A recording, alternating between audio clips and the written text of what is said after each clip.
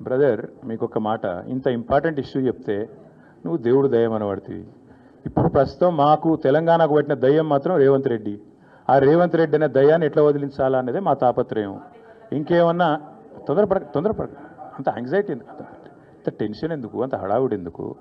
నేను చెప్పేది ఏమంటే తెలంగాణకు పట్టిన శని కాంగ్రెస్, తెలంగాణకు పట్టిన దయ్యం రేవంత్ రెడ్డి. ఇప్పుడు ఆ దయ్యాన్ని శనిని ఎట్లా వదిలించాలనేది మా టార్గెట్. ఇక మీరు చెప్పే టెన్షన్ ఎందుకే అంతగానో మాట్లాడి రాదు, ఎందుకు అంత ఎగబడుతున్నావు?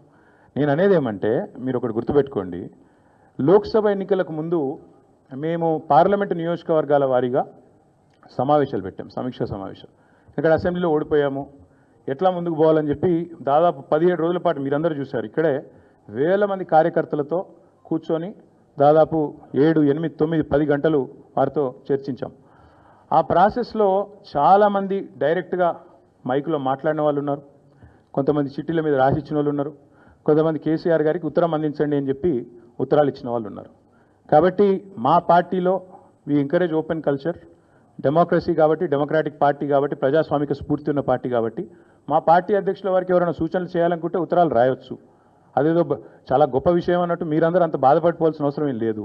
నేను అనేది ఏమంటే మా పార్టీలో డెమోక్రసీ ఉంది కాబట్టి మా పార్టీ అధ్యక్షుల వారికి, మా పార్టీ నాయకులు ఎవరైనా సరే అప్పుడప్పుడు సూచనలు సలహాల రూపంలో లిఖితపూర్వకంగా ఇవ్వచ్చు, ఓరల్గా ఇవ్వచ్చు, రకరకాలుగా ఇవ్వచ్చు.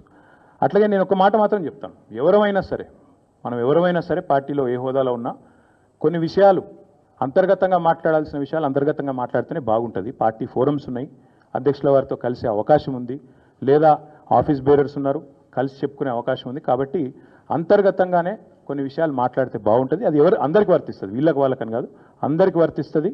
తప్పకుండా ఎవరమైనా ఒకటే, ఈ పార్టీలో అందరం కార్యకర్తలమే, అందరికీ కూడా ఇదే సూత్రం వర్తిస్తుంది. కాబట్టి మీరు కూడా దయచేసి ఇంత ఇంపార్టెంట్ ఇష్యూ మాట్లాడితే దీన్ని మళ్ళీ మీరు, నాకు తెలుసు మీ సంగతి, you are intelligent, unfortunately I'm also intelligent.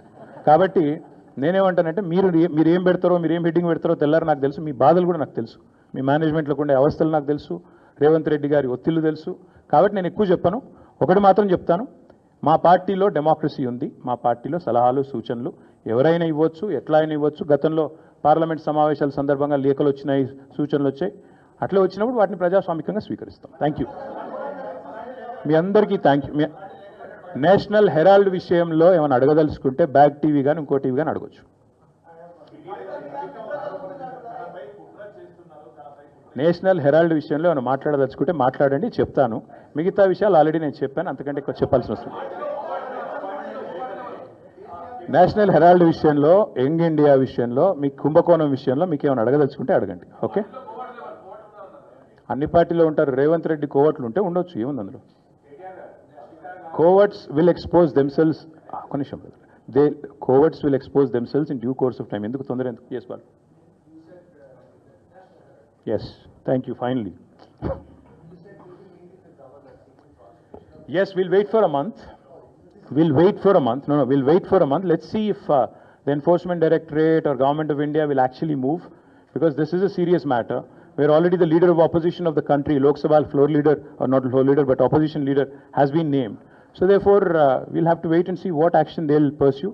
If they don't, because not just Mr. Rahul Gandhi, but Mr. Revanth Reddy, Mr. D.K. Shivkumar, many of them have been named. But so far, everybody's been tight-lipped, both Government of India and also Mr. Revanth Reddy and Rahul Gandhi. So we'll wait to see what they have to say, what the agencies will do. Thank you.